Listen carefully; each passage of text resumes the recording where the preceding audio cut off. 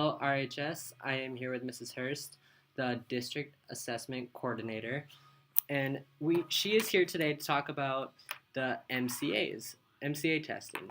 And Mrs. Hurst, what is the MCA test? Well, Daniel and RHS students, the MCA stands for Minnesota Comprehensive Assessment. These are state standardized tests that every public school in Minnesota is required to complete. So, what grades will be taking this test? Daniel, the grades 7, 8, 10, and 11 will be testing. In 7th grade, you guys are going to take the reading and math assessments. In 8th grade, you will take reading, math, and science.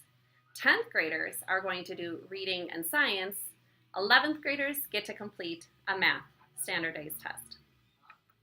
So, Mrs. Hurst, may I ask, when are these tests happening? Well, our first day of testing begins next week. It'll be on April 17th. That'll be Wednesday. Our first group up will be the 7th graders. They are going to be taking the reading MCA test in the morning. On the afternoon of the 17th, our 8th graders will take the reading MCAs.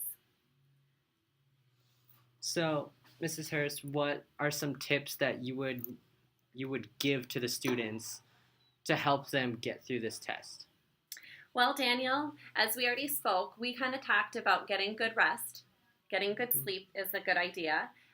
It's always a great idea for teenagers to be getting good sleep anyways. Eating a breakfast.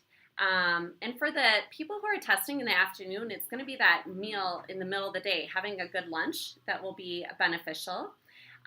We just really want you all to try your best. We want you to take your time. There's no time limits to this test. So some students might finish ahead of you, but don't let that discourage you, and keep trying and take the time that you need to do your best.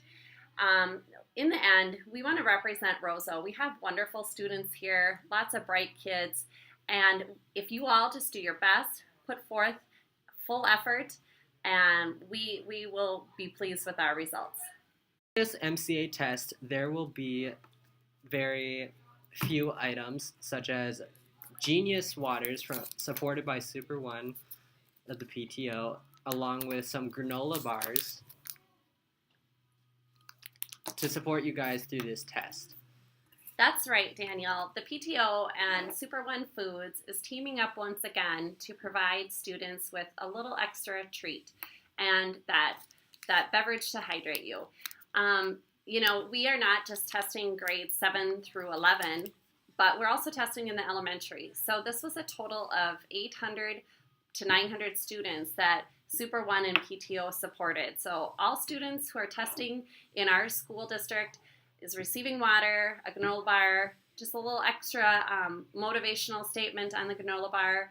And in the end, it's just they want you to know that they care about you guys.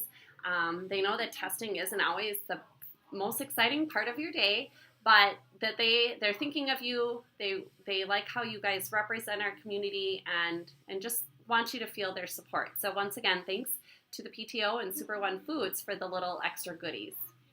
So another question, Mrs. Hurst, where can we find this information at? That's a great question, Daniel.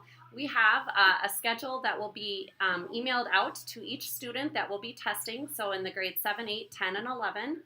I'm also going to post the schedule by the office, and I will post a schedule by the computer lab door as well. So if you're kind of forgetting when you're testing or need that reminder, check out those couple locations, check out your email, and I think that'll be helpful. Remember, if you're testing in the morning, you can come right to the high school lab to check in. You don't have to go to first hour. You can come right to the lab, get started, and then if you're in the PM wave, remember, right after lunch or your 4th hour class, 12:35, again, you don't have to go check into 5th hour, just come straight to the lab. It'll save us a few minutes.